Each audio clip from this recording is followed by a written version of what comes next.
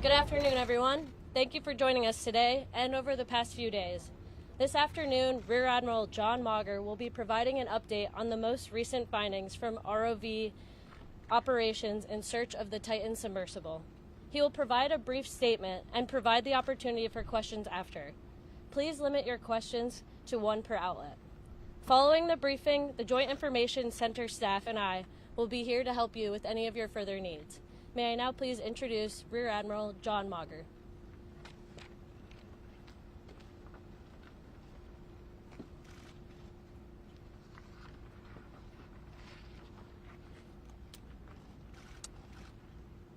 This morning, an ROV, or remote operated vehicle, from the vessel Horizon Arctic discovered the tail cone of the Titan submersible approximately 1,600 feet from the bow of the Titanic on the seafloor.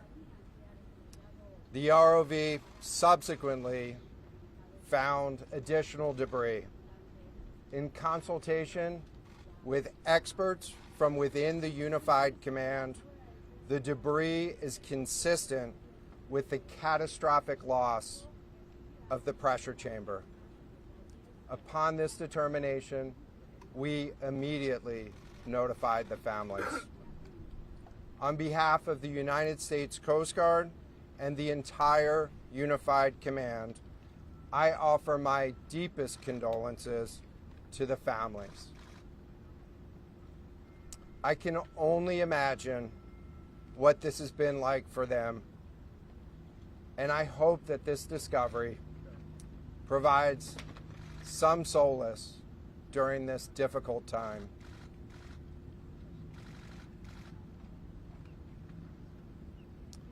Additionally, we've been in close contact with the British and French consuls general to ensure that they are fully apprised and that their concerns are being addressed.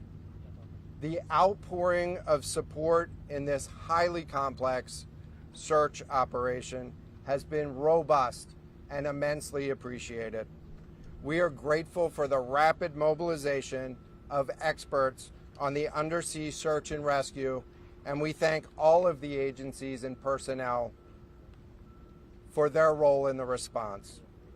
We're also incredibly grateful for the full spectrum of international assistance that's been provided.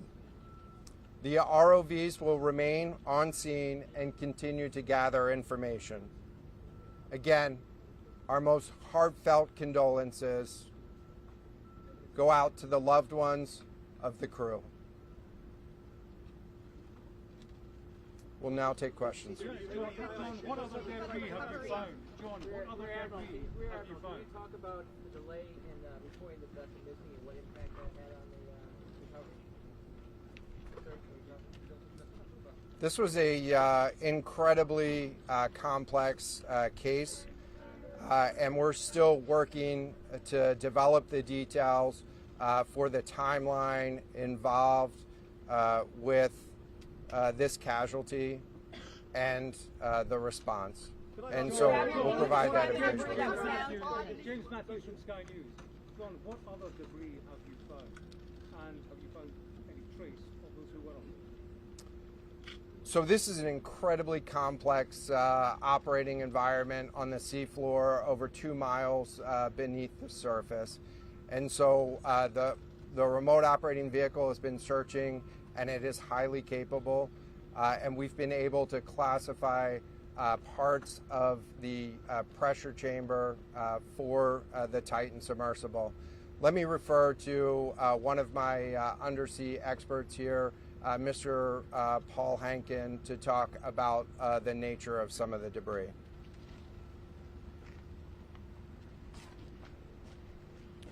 Thank you, Admiral. So essentially, we found 5 different major pieces of debris that told us that it was the remains of the Titan. The initial thing we found was the nose cone, which was outside of the pressure hull. We then found a large debris field. Within that large debris field, we found the front end bell of the pressure hull. That was the first indication that there was a catastrophic event. Shortly thereafter, we found a second smaller debris field. Within that debris field, we found the other end of the pressure hull, the aft end bell, which was basically comprised of the totality of that pressure vessel. We continue to map the debris field, and as the Admiral said, we will do the best we can to fully map out what's down there. It's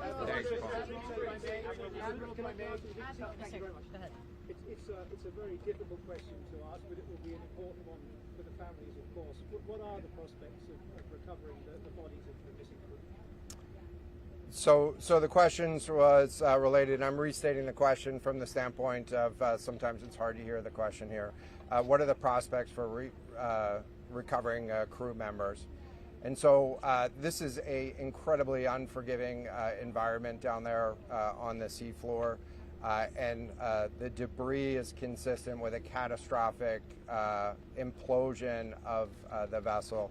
And so we'll continue to work and continue to search the area down there, but I don't have an answer for prospects at this time. Admiral, it's Tom Costello at NBC News. Is there any suggestion? Sorry, any suggestion at all that the sub itself collided with the wreckage of Titanic, or that instead it might have imploded above the wreckage and then rained down nearby? So the question was, is there any question as to whether or not the sub collided with the Titanic or whether it imploded above and debris field created from that?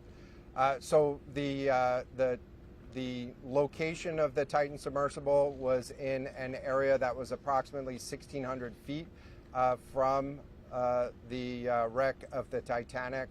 I have an expert here that is familiar with that area and can talk about the debris field and what the debris field indicates in terms of where the casualty may have occurred. Rear Admiral, really quickly, can you tell me when that massive fleet will be called back? Hang on a second.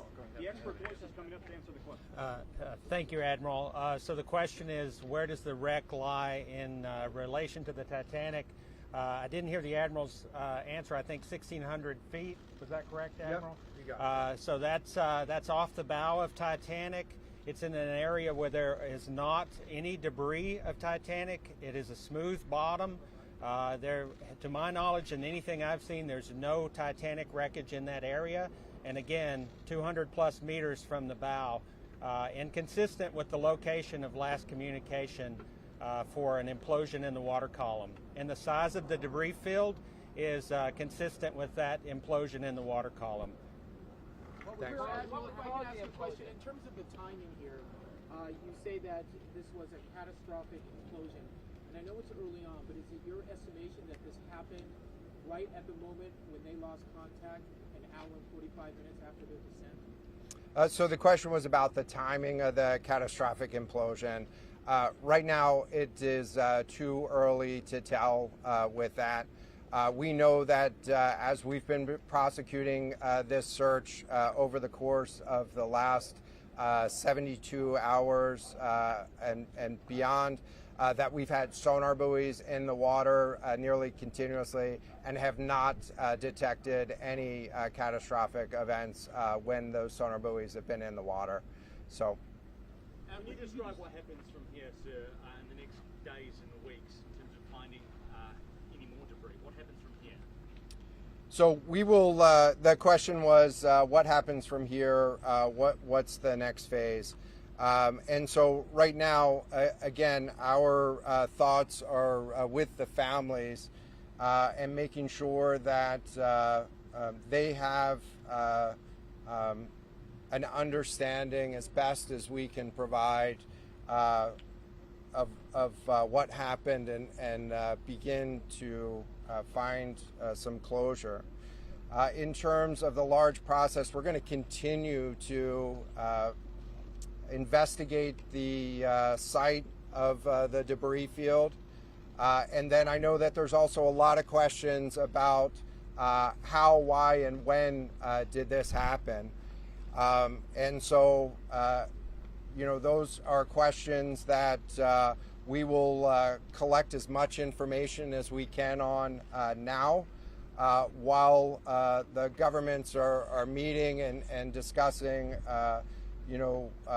what an investigation of this nature of a casualty might look like.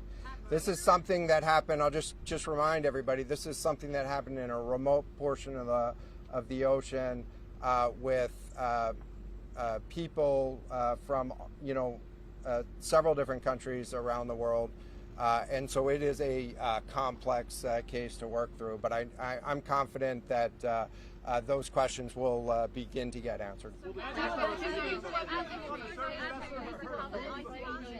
the UK, is there any suggestion that time factors, speed, anything could have prevented this or saved 5 people on board, or is this quite simply a catastrophic accident? The question was there any suggestion that time factors may have played a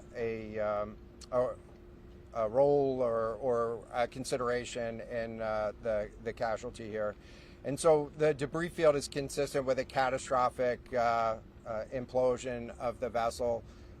Again, while we were prosecuting the search, we had listening devices in the water throughout and did not hear any signs of catastrophic failure from those. And so we're going to continue to investigate, or we're going to continue to document the information there and understand, based on all the information we have, the timeline.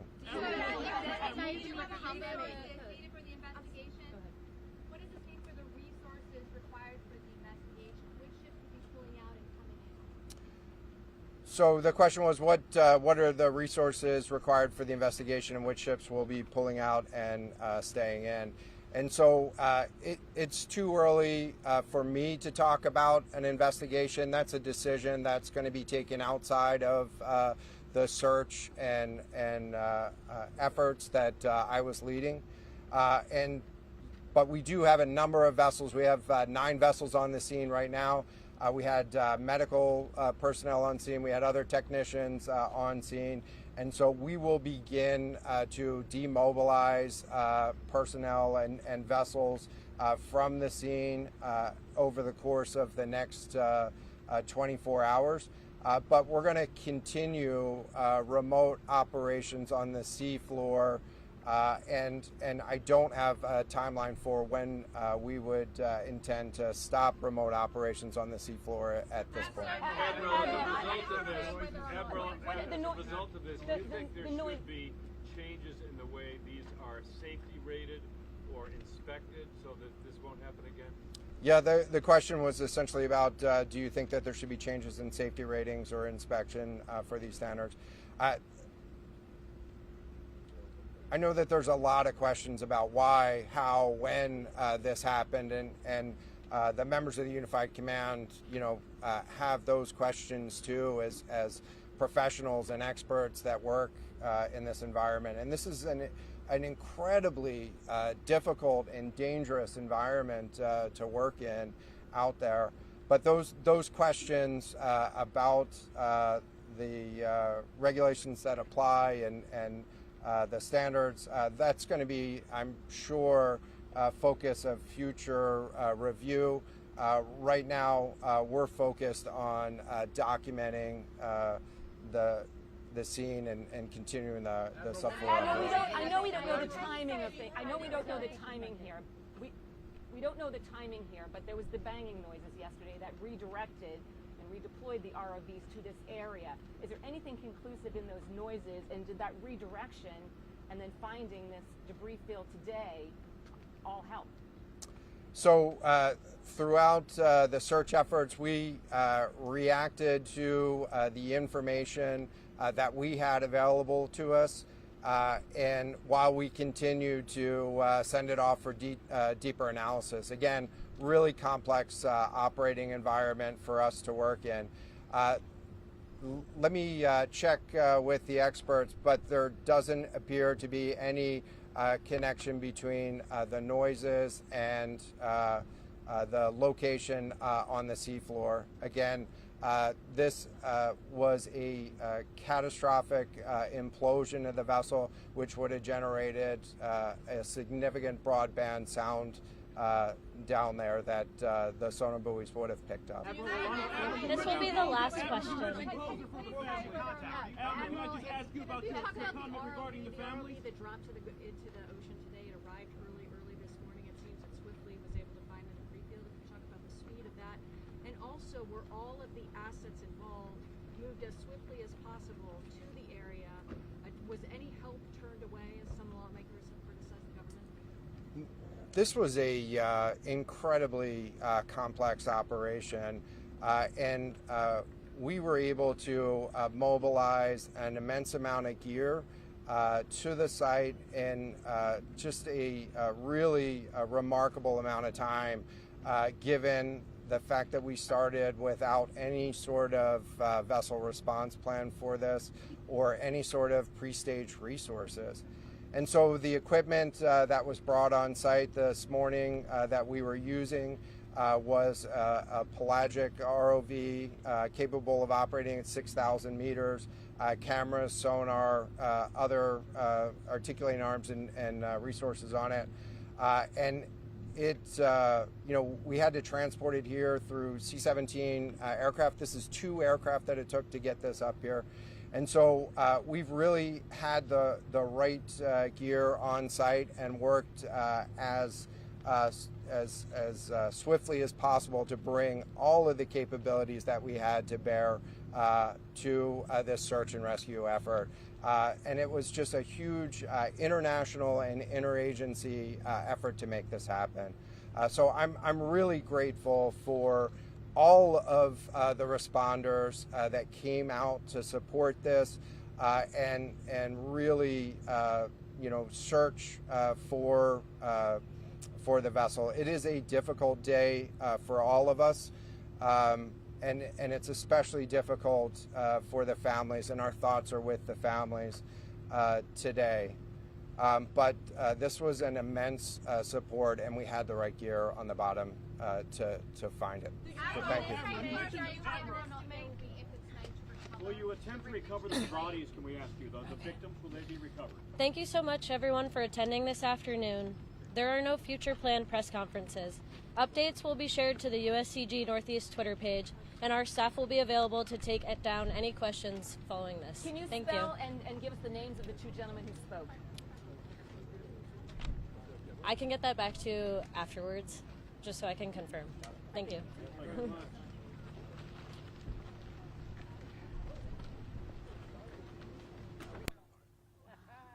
Getting up or writing it? Yeah, boy, I write down. And I'm not an expert on the way he described all those pieces of the thing. I don't even understand. Well, there's 2.